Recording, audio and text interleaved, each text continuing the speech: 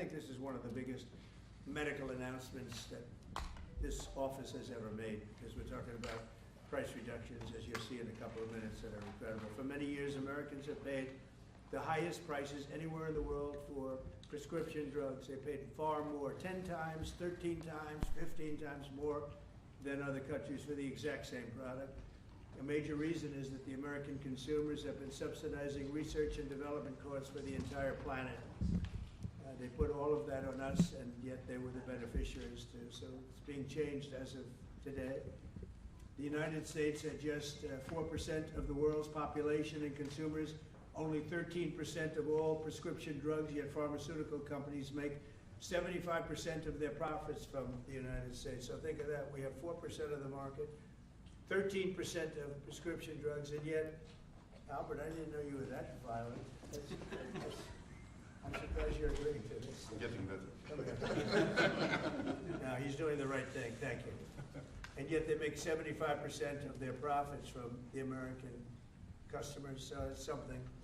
That's why I signed an executive order combating this practice, and we signed it very happily a little while ago. Today, Pfizer is committing, as will other drug companies as we go through the weeks. But Pfizer is truly one of the biggest in the world and one of the greatest in the world.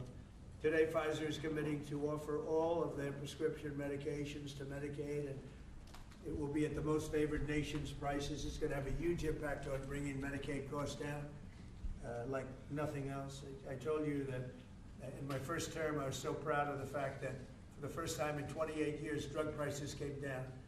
And I had a news conference that I explained it was 1/10 of 1%, but it was down. And here we're talking about, in one case, over 1,000%. This is a critical step forward to our work and to improve health care, and hardworking, low-income Americans, especially low-income Americans, will be helped so greatly. In addition, Pfizer is agreeing to provide some of their most popular current medications to all consumers at heavily discounted prices of anywhere between 50 and even 100%, and that's off the price. And in some cases, even more than that. These drugs will be available for direct purchase online at a website operated by the federal government. We're also announcing that moving forward, all new medications introduced by Pfizer to the American market will be sold at the reduced most favored nation costs. So we'll be paying essentially what other countries are paying, who have been much lower for many, many years.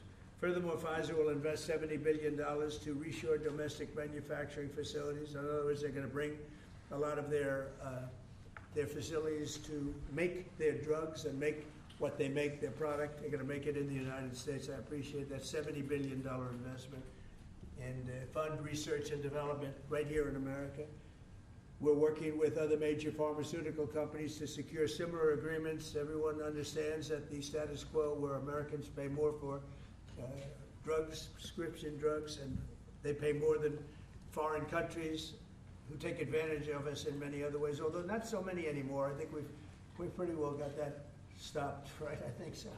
We've stopped that, but they took advantage of a lot of other precedents, that I can tell you. But we're making this pay to be very unacceptable, what they've done in the past. That's why my administration has also taken historic action to investigate the unfair and discriminatory trade practices of other countries that extort our pharmaceutical makers to shift costs onto the American consumer. They say, no, give us a price, a very low price, and just charge the American consumer, charge it to the U.S. The United States is done subsidizing the health care of the rest of the world. It's a big thing. I can't tell you how big this is. And I was all set to go on the first term, but then you had the COVID, and we had to focus on that. But I said, I want to get back here because you're talking about 14, 15, 1,600% reductions in some cases. But by taking this bold step, we're ending the era of global price gouging at the expense of American families, and we're making America healthy again, which is our little theme for the people behind me. And I want to just ask Secretary Kennedy to come up, and we'll start, and we'll go through it with Oz and Klump and Bourla and McCary, and we'll go through it, and if you have any questions. But this is a really big announcement. This is something that most people said was not doable.